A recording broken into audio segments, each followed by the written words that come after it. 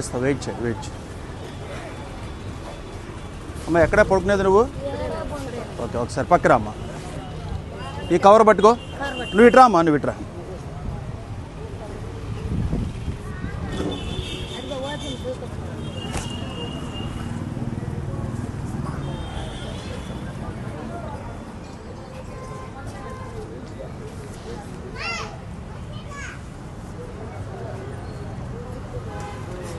Okay, ఇదేనా నాన్న?